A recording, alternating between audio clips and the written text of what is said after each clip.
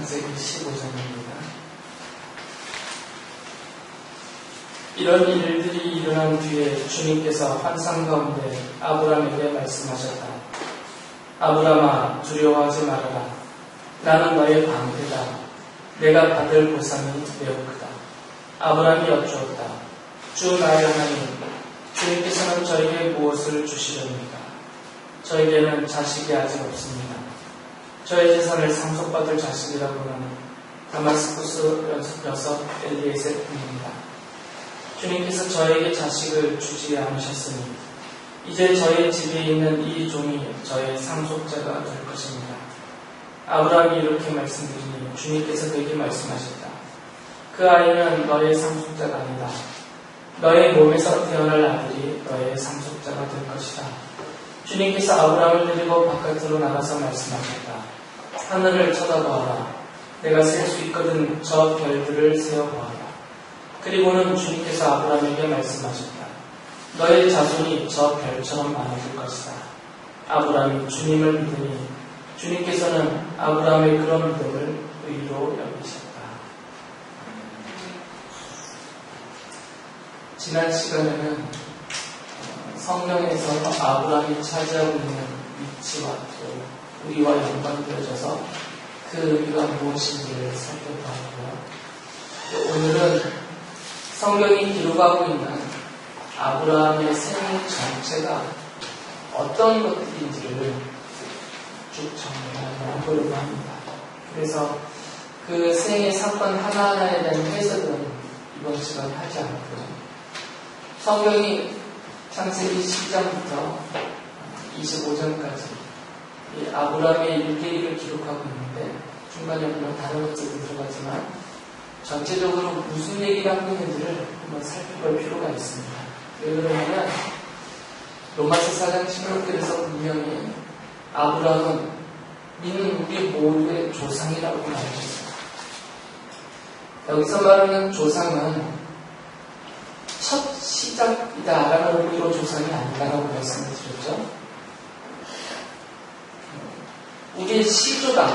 아브라함에서부터 시작됐다. 단순히 이런 시조를 말하는 의미로서의 조상이라는 것이 아니고 성경에서 말하는 아브라함을 믿음의 조상이다라고 말할 때 조상은 그 아브라함과 같다라는 의미가 있는 것이죠. 우리가 어떻게 하나님의 백성이 되느냐? 아브라함과 같은 믿음으로 하나님의 백성이 된다. 우리가 어떻게 하나님이 주시는 기업을 차지하고 누릴 수 있느냐? 아브라함과 같은 믿음으로 차지하고 누린다. 아브라함이 본인 것이죠. 본본이. 그래서 같다. 그래서 조상이다라는 거예요. 그래서 아브라함이 우리의 조상이라는 얘기는 아브라함을 보면 다 알 수 있다라는 것이죠. 나에 대해서. 아브라함을 보면서 하나님의 자녀로서 내가 누구인지를 알 수 있고 아브라함을 보면서 하나님의 자녀로서 내가 하나님께로부터 받은 약속이 무엇인지를 알 수 있고 또 아브라함의 일생을 보면서 하나님의 자녀로서 내가 어떠한 삶을 이 땅에서 살아야 되는지를 알 수 있다. 그런 의미로서 성경은 아브라함을 우리의 조상, 믿음의 조상으로 보여주면서 그의 일대기를 기록해 두었어요. 그래서 오늘은 이것을 쭉 한번 살펴보려고 합니다. 그것을 보는 것은 여러분에게 유익이 있을 것이에요. 제가 말씀드린 이런 유익들을 얻을 수 있기 때문입니다. 저번 주에 미리 말씀을 드렸듯이 아브라함이 메소포타미아강 건너편에 동쪽이죠. 메소포타미아 강은 지금의 이라크 지역이라고 말씀드렸어요. 그 동편 지역, 그 지역이 바벨론 땅인데 거기에서 살고 있었죠. 그래서 거기에서 여호수아서의 말씀대로 한다면 다른 신을 섬기며 살고 있었어요. 그럴 때 하나님이 그를 불러내셨죠. 그 부르심을 받고 아브라함이 갈대아 우르 땅을 떠나고 하란을 거쳐서 가나안 땅으로 넘어갑니다. 성경은 그때 아브라함의 나이가 몇 살이라고 말했을까요? 75세입니다. 창세기 12장 4절에 써있죠. 75세에 아브라함이 본격적으로 등장하는 것입니다. 성경 역사에. 그리고 아브라함이 죽은 나이가 몇 살일까요? 25장 7절에 보면 175세입니다. 그러면 성경에 기록된 아브라함의 일대는 그 일대기는 몇 년을 기록해 있어요? 100년의 기간입니다. 엄청났죠? 100년이 엄청 긴 거예요. 제가 이제 54년 살았지만 제 54년의 중요한 사건들, 54년 동안 살아오면서 겪었던 중요한 사건들을 제 나름대로 기준에 써보라고 해도 쓸 게 엄청 많아요. 그러면 아브라함 같은 이 위대한 사람, 우리의 믿음의 조상으로 지목된 이 위대한 아브라함의 일대기, 그 100년이라는 기간에 대해서 쓰라고 그러면 쓸 게 얼마나 많겠어요. 특히 우리의 믿음의 조상으로 본보기로 보여주시니까 우리가 본으로 삼을 만한 미덕들, 또 믿음의 삶, 이런 것들이 얼마나 많이 있겠어요. 그런데 성경은 이 아브라함의 그 100년간의 그 일생을 쭉 열거하지 않고 그 중에서 희한하게도 3가지 사건을 2번 반복해서 써놨어요. 3가지 사건. 사건으로 친다면 마치 의도된 것처럼 이 저자가 일부러 그렇게 쓴 것처럼 그거를 교차 대조법이라고 그러거든요. 1, 2, 3 이렇게 3가지 사건을 순서대로 1, 2, 3 쓴 다음에 다시 여기부터 또 1, 2, 3 이렇게 나가든지 3, 2, 1 이렇게 나가든지 어쨌든 같은 사건 3가지를 한 번 더 반복해서 교차시키면서 쓰는 기술법을 교차 대조법이라고 해요. 히브리 사람들이 히브리어로 성경을 쓸 때 이런 방법을 많이 썼습니다. 아브라함의 일대기에도 이런 구성이 되어져 있어요. 다른 사건들은 다 빼버리고 이 3가지 사건, 이 3가지 사건을 2번 써놓은 것입니다. 이렇게 마무리. 그렇다면 이것이 정말 중요하다는 것을 알 수 있어요. 그것이 왜 중요한지는 다음 주에 제가 설명을 드릴 겁니다. 오늘 끝까지 설명을 못 해드리니까 그 구성만 좀 살펴보려고 하는 겁니다만, 첫 번째 나타나는 사건이 뭐냐면 창세기 12장에서 아브라함이 하나님께로부터 약속을 받았죠. 그 다음에 바로 이어서 나타나는 사건이 뭐예요? 아브라함이 어디로 가요? 이집트로 내려갑니다. 하나님의 약속을 받고 그리고 아브라함이 이집트로 내려가요. 다른 건 다 빼버렸어요. 그 사건만 써놨어요. 이집트에 내려가서 벌어진 일이 뭡니까? 아브라함이 자기 아내 사라가 너무 예뻐서 이집트 사람들이 사라를 보고 너무 예쁘면 자기를 죽이고 사라를 뺏어갈까봐 사라에게 내려가면서 둘이 짰죠. 당신은 내 아내라고 하지 말고 내 여동생이라고 하십시다. 그래서 당신 덕에 내가 살게 그렇게 해주세요 하고 서로 짰어요. 그래서 이집트로 내려갔죠. 대단한 미인이었던 것 같아요. 아브라함의 착각은 아니었겠죠. 정말 바로가 이 사라의 미모를 감탄할 정도였으니까 정말 대단한 미인이었을 것 같아요. 이럴 때 이제 유머가 있는 분들은 항상 농담한 것도 다 하시겠죠. 너무 이쁜 분은 없지만 나만 이러면서 위태롭다 생각이. 제가 그 간단한 나라면서 지금 살아왔어요. 이렇게 썰렁하게. 그래서 이집트에 내려갔더니 정말 사라 때문에 이제 아브라함이 큰일을 겪습니다. 바로 신하들이 사라를 보고 너무 예쁘니까, 그리고 사라가 아브라함의 아내가 아니라 동생이라고 그러니까 사라를 바로의 궁전으로 데려가 버렸어요. 바로의 아내를 삼으려고. 몇 번째 아내가 될지 모르겠지만 그 일 때문에 이제 바로는 하나님께로부터 혼나죠. 왜 그러냐면 아브라함에게 지금 이 사라라는 존재는 엄청 중요한 존재거든요. 사라를 통해서 하나님의 계획이 실천이 되네요. 실현이. 이 사라의 몸에서 태어나는 그 아이가 하나님이 약속하신 언약의 자손이라고 해요. 약속의 자손.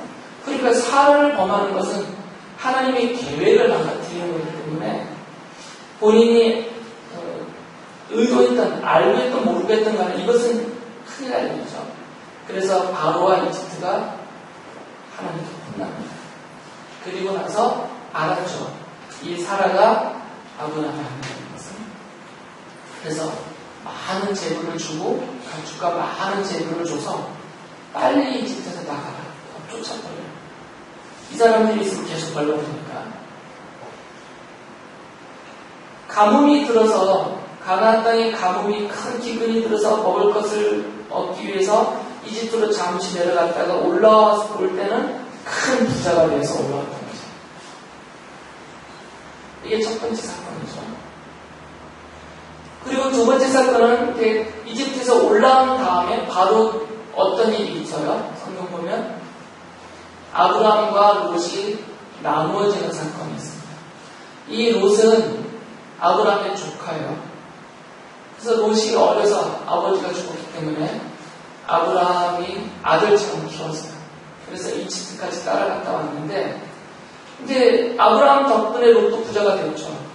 그래서 함께 지낼 수가 없어서 나누어진 거예요. 그래서 롯에게 네가 선택해라. 가고 싶은 대로. 그럼 내가 반대쪽으로 가겠다. 그래서 롯이 보니까 소돔 땅이 아주 기름지고 큰 도시가 이루어지고 있어서 정말 에덴 동산 못지않은 남원 못지않은 좋은 땅 같아 보여서 나는 저기 가서 살겠다고 해서 롯이 쪽으로 떠났고요. 아브라함은 헤브론 땅에 남원을 있게 됩니다. 그 다음에는 나타나는 것이 뭐냐면 이제 하갈과 이스마엘의 사건. 하갈이 임신을 하죠. 여러분 사라가 아이가 없으니까 자기의 여종이었던 하갈을 아브라함에게 지금으로 치면 대리모예요. 대리모. 사라의 몸에서 하갈의 몸에서 아이가 태어나면 이 아이를 자기의 아들로 삼기로 했던 거죠. 자기가 아이가 없으니까 아이를 못 나니까 하갈은 여종이니까. 그래서 하갈이 임신을 하고 그 임신한 것 때문에 사라가 질투하는 것처럼 비춰지는 사건이 기록이 돼요. 요 세 사건이 있은 다음에 그 다음에 이제 오늘 읽은 15장 본문이 나오는 거죠. 그래서 15장 1절 시작할 때 이런 말씀을 했죠. 이런 일들이 일어난 뒤에라고 말해요. 이런 일들이 일어난 뒤에.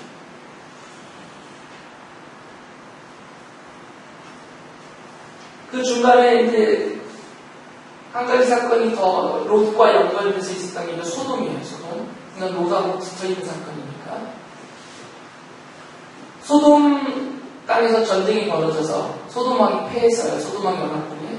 그래서 롯까지 함께 다 그냥 전쟁터로 다 잡혀가 버렸죠. 그래서 아브라함이 쫓아가서 그들을 물리치고 다시 롯을 되찾아오는 사건이 뒤에 롯과 연결돼서 소돔 사건이 붙어있어요. 뒤에도 똑같이 붙어있고.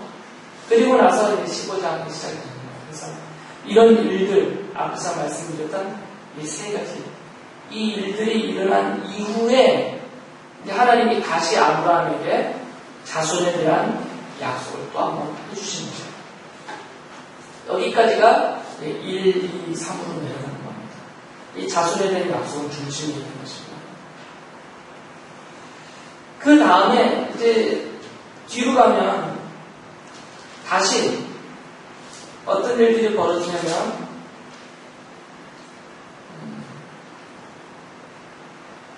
하갈이 아이를 낳았어요. 하갈이 낳은 아이의 이름이 뭐죠? 이스마엘입니다. 16장에 가면. 그래서 이 앞에 1, 2, 3에 나올 때 하갈의 임신 사건이 나오고 그리고 이제 뒤에 가서 그 임신했던 하갈이 이스마엘을 낳은 사건이 나와요. 그리고 또 뒤로 넘어가면 중간에 그 하나님의 약속의 표시로 몸에 할례를 행하라는 것은 15장과 연결되어 있는 겁니다. 그것은 하나님의 자손에 대한 약속의 언약의 표시예요. 그것은 연결되어 있는 것이고, 그 다음에 뒤이어서 18장에 가면 소돔이 멸망당하는 사건이 나와요. 아브라함이 소돔을 구하기 위해서 롯 때문이죠. 롯 때문에 롯 살리기 위해서 소돔을 막 축복해 하나님한테 멸망시키지 말아달라고. 근데 결국은 이제 소돔이 그들의 극악한 죄악 때문에 멸망당하죠. 그리고 롯만 거기서 겨우 구출받아서 나와요. 이 두 번째 사건이 거기서 또 한번 반복이 되는 것이죠. 그래서 이것이 19장에 가서 완전히 멸망됨으로 나타나고, 그 다음에 20장에 오면 아까 제가 말씀드렸던 첫 번째 사건이 뭐였어요? 아브라함이 말씀을 받은 다음에 어디로 갔다고 했어요? 이집트 가서 여동생으로 속였던 사건이 있잖아요. 20장에 오면 이제 어떤 사건이 나오냐면, 그랄 땅으로 왔을 때 거기에서 또 한 번 아브라함이 속이죠. 자기 아내 사라를 여동생이라고 한 번 더 속여요. 그래서 이 그랄 땅의 왕인 아비멜렉이 또 아브라함을 위해 막 많은 보상을 해주고 그 여동생을 아내로 삼으려고 또 데리고 와요. 이 데리고 왔을 때 하나님이 또 아비멜렉 집과 그랄 땅에 또 벌을 주십니다. 그 벌의 내용은 20장 18절에 보면 이렇게 나오잖아요. 아비멜렉이 아브라함의 아내 사라를 데려간 일로 주님께서는 전에 아비멜렉 집안의 모든 여자의 태를 다 들으셨었다라고 표현한 것을 보면 벌을 받은 것이죠. 그러니까 아까 말씀드린 것처럼 앞에 부분에 나왔던 세 가지 사건이 뒷부분에 똑같이 나오는 거죠. 내용과 진영 이런 것만 조금 달라졌을 뿐이죠. 만약에 이게 작가의 창작이라고 친다면 정말 창작을 잘한 거죠. 쭉 연결시켜서. 그리고 한 가운데는 자손에 대한 약속과 그 약속에 대한 언약의 표시로서 할례를 행함이 여기 딱 중간에 있고, 아브라함의 일생이 사실은 이게 다예요. 22장에 나오는 이제 이삭이 출생을 하고 이삭이 자라난 다음에 그를 모리아산에서 제사로 제물로 바쳐라, 이것은 이 15장의 자손에 대한 약속 그리고 또 할례의 표시, 이것과 다 연관되어 있는 것이죠. 이건 다 자손에 대한 이야기예요. 아브라함의 100년의 일생을 성경 딱 이렇게 써놨어요. 그러니까 세 가지 사건만 기억하시면 됩니다. 이집트, 그랄, 이건 한 덩어리예요. 한 묶음. 사라를 여동생으로 속인 사건. 그 다음에 롯과 소돔, 이게 두 번째예요. 롯이 아브라함을 따라서 소돔 땅으로 간 길과, 그리고 다시 뒷부분에서는 롯이 살던 그 소돔 땅이 심판을 받는 거예요. 그리고 세 번째는 하갈과 이스마엘. 하갈의 임신 사건과 이스마엘 잉태한 사건과 그것의 출생. 그래서 이것 때문에 이제 분리돼서 떠나가는 사건. 이 세 가지 사건이 앞뒤에서 두 번 반복이 되어 있어요.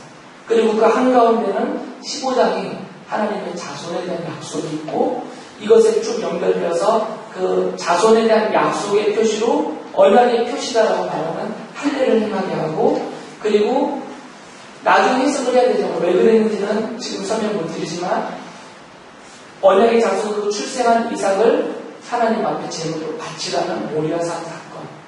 이게 다예요. 그리고 이제 25장에 가서 사라도 죽고 아브라함도 죽습니다. 그리고 마음의 상수리 나무 밑에 자기가 돈 주고 산 그 땅, 헤브론 땅에 그들이 장사되었다. 이것을 끝이에요. 그 중간에 이삭 이야기가 조금 나오고.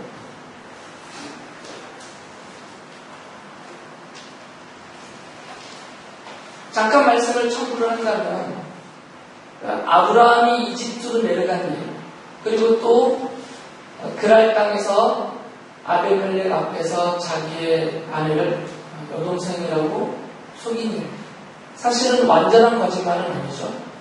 사촌 여동생이니까. 이것을 놓고 이렇게 말씀하시는 분들도 많이 있어요. 아브라함이 믿음이 흔들렸다. 하나님이 분명히 가나안 땅을 주겠다고 약속을 하셨으며 그 땅에 끝까지 머물러 있어야지. 기근이든 아니면 지진이 나든 무슨 일이 터지든 하나님이 주신다고 약속했으면 하나님만 믿고 그 땅에 머물렀어야 되는데 그가 그 믿음에 흔들려서 또는 아직 믿음이 확고하지 않아서 하나님을 의지하지 못하고 이집트로 내려갑니다. 이집트로 내려가면서 속임수까지 써서 아내를 뺏길 뻔한 위급한 일을 당합니다. 이렇게 해석을 할 수도 있어요. 그렇게 말씀하시는 분도 많이 있고. 그런데 문제는 성경에서 그렇게 말하지 않는다는 거죠. 성경 어디를 봐도 아브라함이 이집트에서 바로를 속인 일, 그랄 땅에서 아비멜렉을 속인 일에 대해서 아브라함을 정죄하지 않아요. 아브라함이 잘못했다고 정죄하지도 않고 아브라함을 책망하지도 않습니다. 성경에 보면 오히려 마치 하나님이 그것을 의도하셨던 것처럼 하나님이 일부러 그렇게 하신 것처럼 하나님이 적극적으로 개입하셔서 이집트와 바로를 치시고 그랄과 아비멜렉을 치세요. 그리고 반대로 아브라함에게는 하나님과 더불어서 하나님이 그 영광을 드러내시고 그 과정에서 더불어서 아브라함도 바로로부터 이집트로부터 그랄로부터 또 아비멜렉으로부터 영광을 얻고 많은 재물을 얻고 순식간에 거부가 됩니다. 큰 부자가 되버리죠. 순식간에. 이런 과정을 보면 아브라함이 믿음이 있고 없고 그래서 이것을 아브라함의 어떤 개인적인 실수나 또 개인적인 잘못 행함이나 이런 차원으로 해석할 근거가 성경에 없다는 것이죠. 오히려 전체적으로 쭉 이어서 보면 하나님께서 의도하신 사건인 것처럼 보여요. 다음 주에 좀 자세하게 말씀드리겠지만 결국 이 과정을 쭉 거치면서 뭐가 더 뚜렷해져 가냐면 사라의 몸에서 나오는 아들로 상속자를 삼겠다라는 그 하나님의 약속이 점점 강하게 뚜렷해지거든요. 또 이것은 자손과 연관된 사건이지 아브라함의 개인적인 일상적인 사건은 아니란 말이에요. 그런 의도로 기록해 놓은 것으로 볼 수는 없는 것이죠. 소돔과 롯의 사건도 마찬가지예요. 소돔은 롯과 붙어 있어요. 롯과 이렇게 연결되어져 있거든요. 그래서 이 사건도 롯과 소돔이 연결되어 있고 아브라함과 또 이삭이 연결되어 있어서 벌어지는 그런 사건으로 대조가 되고 있어요. 그러니까 이 사건도 아브라함의 약속과 또 그 자손과 관계된 무엇을 설명하기 위한 사건으로 제시가 되어져 있는 것으로 보인다는 것이죠. 하갈과 이스마엘은 더 말할 것도 없어요. 이것은 아예 로마서에서 갈라디아서에서 특히 갈라디아서에서 이 약속의 자손을 언급하면서 주인에게서 난 아들 이삭과 여종에게서 난 이스마엘을 대조하고 있어요. 로마서에서는 이것을 비유다라고 말씀을 하시고요. 그러니까 이 큰 세 가지 사건이 앞에 한번 뒤에 한번 반복되고 한 가운데 하나님이 주시는 자손에 대한 약속을 가운데 놓고 양쪽에서 이렇게 기록이 되어 있다는 거죠. 가운데를 비춰주면서. 그런데 이 세 가지 사건의 의미는 하나님이 약속하신 자손에 대한 약속을 놓고 해석하라고 이것을 더 자세하게 설명해 주기 위한 하나님의 계시로 우리에게 주신 말씀으로 사건으로 그렇게 성경을 기록해 놓은 것으로 보여요. 그리고 그렇게 해석하는 것이 더 맞다는 생각이 듭니다. 그러면 왜 이렇게 봐야 하는가? 그리고 이렇게 볼 때 과연 지금 성도로서 우리에게 하나님이 알게 하시려는 깨닫고 믿고 알고 살게 하시려는 그 의도와 뜻이 무엇인가를 생각해 볼 수가 있게 되는 것입니다. 아브라함의 일상을 이렇게 보면 그냥 믿음의 조상이다 이렇게 놓고 보는 게 아니라 그 아브라함의 정체성 그리고 아브라함의 삶, 그의 믿음 이런 것들이 나의 본보기로 나도 이렇다라고 보여주는 것이 성경이거든요. 나도 이렇다. 그러니까 이것을 보면서 나도 이런 사람이구나. 나도 이런 약속을 받았구나. 나도 이렇게 살아가야 되는 것이구나. 이것을 계시록 하나님이 지금 우리에게 아브라함을 통해서 알려주고 계시다는 것이죠. 이렇게 알 때 오늘 우리가 이 땅에서 그리고 현재 어떻게 살아야 될지가 결정되는 거죠. 성경은 아브라함을 하나님이 주신 약속과 그 약속이 성취되고 실현되는 과정에서 하나님의 의도와 섭리를 이루어가는 그런 도구로 하나님이 사용하고 계시는 거죠. 바빌로니아 땅에서 선택하고 불러내실 때부터 그리고 그가 175세에 헤브론 땅에 묻힐 때까지 하나님은 아브라함을 그런 도구로 들어서 우리를 본으로서 계시하시는 도구로서 붙들고 사용하셨다라는 것이죠.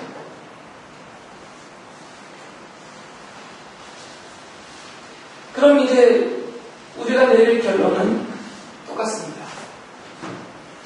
갈라디아서 3장 26절에 보면 여러분은 모두 그 믿음으로 말미암아 그리스도 예수 안에서 하나님의 자녀들입니다. 그리고 29절에 가서는 여러분이 그리스도께 속한 사람이면 여러분은 아브라함의 후손이요 약속을 따라 정해진 상속자들입니다. 라고 했습니다. 여기 보면 창세기에 나오는 아브라함에서부터 갑자기 한번 확 뛰어넘어가는 도약이 있어요. 그게 뭐냐면 바로 그리스도죠. 그리스도를 빼고 아브라함의 자손이라고 말하지 않고 성경은 그리스도 예수 안에서 하나님의 자녀가 되고 그리스도 예수 안에서 우리는 아브라함의 자손이요 아브라함과 함께 그 약속을 하나님께로부터 받을 상속자가 된다라고 했습니다. 창세기 12장에서 25장까지 보여주는 그 아브라함이 그리스도라는 그것을 통해서 우리에게 전달이 되는 것이죠. 아브라함에게서 바로 나한테 오는 것이 아니고 나도 아브라함처럼 믿으면 나도 아브라함과 같은 믿음의 사람이 되는구나. 아브라함처럼 믿으면 나도 믿음으로 하나님께로부터 아브라함처럼 약속을 받고 기업을 누리고 영광을 얻겠구나. 이게 아니고 아브라함과 나 사이에 그리스도가 들어오셨다는 거죠. 이 그리스도를 통과해야만 그리고 그리스도 안에서만 내가 아브라함과 같은 믿음의 자손, 아브라함과 같은 하나님의 자녀, 아브라함과 같은 약속을 받은 자, 아브라함과 같은 하나님의 은혜와 기업을 누릴 자 이렇게 성립이 되는 거죠. 그리고 이 중간에 그리스도가 계시는 거죠. 그러면 아브라함의 일생 중에서 우리가 찾아내야 될 게 뭐가 있을까요? 뭘 찾아내야 되겠어요? 아브라함이 100년의 일생의 기록을 보면서 뭘 찾아야 돼요? 그리스도를 찾아야지. 그리스도를 통해야만 그리스도 안에서 우리가 아브라함이 된다는 거니까요. 아브라함을 창세기에서 말을 해줬고 갈라디아서 로마서 신약성경에서는 우리를 아브라함이다라고 말해준 거죠. 그런데 이 중간에 그냥 아브라함이 되는 게 아니고 그냥 아브라함의 자손 똑같은 아브라함과 똑같은 자가 되는 게 아니고 이 중간에 그리스도 안에서라고가 들어가 있으니까 그러면 이 성경이 창세기에서 말하는 아브라함의 일생의 기록들 중에서 당연히 우리가 가장 중요하게 찾아내야 될 요소는 뭐냐면 그게 바로 그리스도시죠. 그러니까 아브라함을 보면서 그리스도를 못 찾아내면 이 갈라디아서가 말하고 있는 하나님의 자녀도 되는 것이 아니고 아브라함과 같은 약속을 유업으로 받을 상속자가 되지 못한다는 거죠. 그래서 아브라함의 인생을 보면서 그냥 어떤 믿음에 지친 성도들의 삶의 윤리를 말하는 그런 내용이 아니고 이 안에서 과연 내가 어떻게 아브라함이 되는가? 내가 어떻게 아브라함과 같은 믿음의 사람이 되는가? 내가 어떻게 믿음으로 아브라함의 후손이 되고 아브라함이 하나님께로부터 받은 그 약속을 나도 함께 받는 상속자가 되는가? 그 요인이 바로 그리스도를 아브라함에게서 찾아내야 된다는 것이죠. 그것이 오늘 읽어드린 15장 말씀이 있어요. 15장 4절에 보면 아브라함이 계속해서 자기가 사라를 통해서 아이를 갖지 못하니까 자기가 믿는 신실한 종이 한 명 있었는데 그 사람의 이름이 엘리에셀이에요. 다마스쿠스 사람.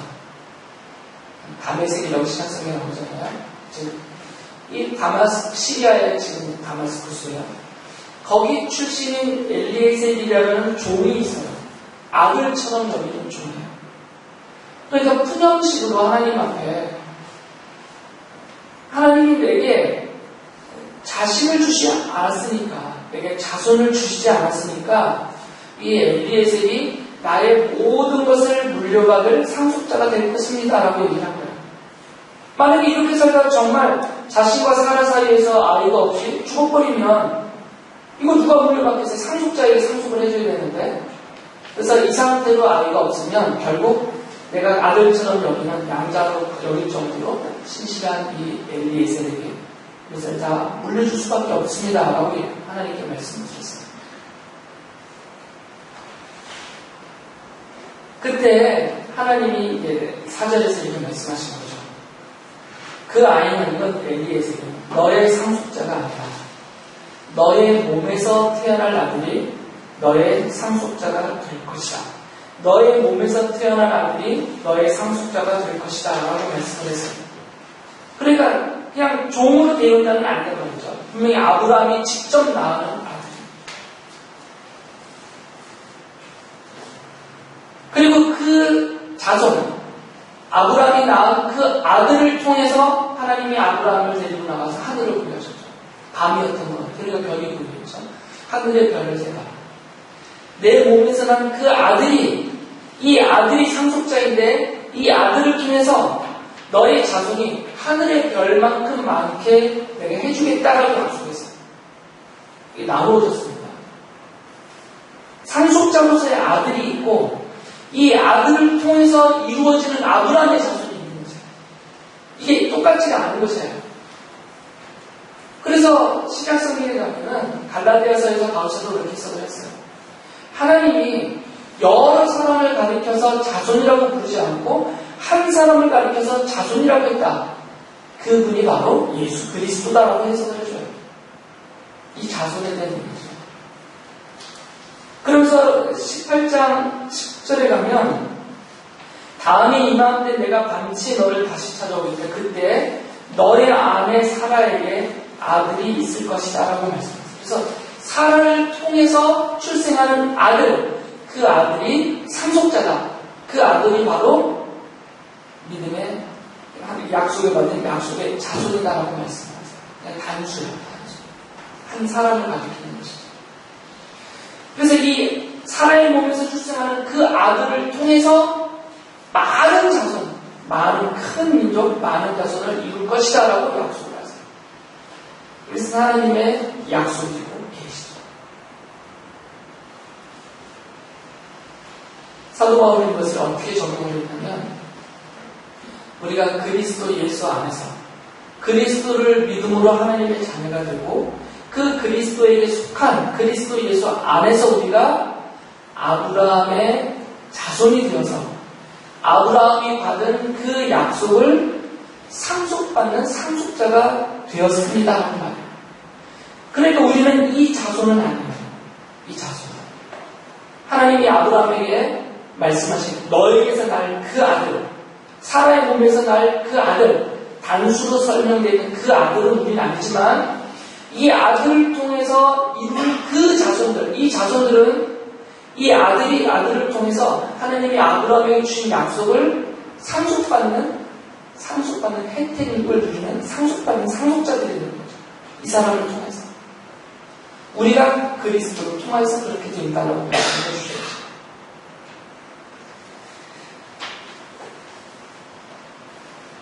아브라함을 통해서, 그리고 이 자손에 대한 약속이 우리에게 이것을 말씀해 주고 계신 것입니다. 여러분이 아브라함을 성경에서 볼 때 이것을 기억을 하셔야 됩니다.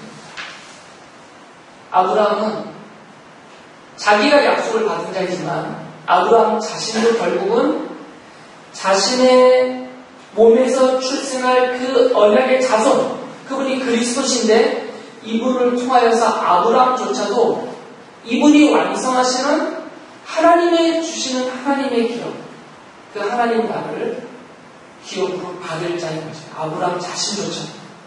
그래서 이 자손이 중요한 것입니다. 아브라함도 그것을 믿고 살았어요.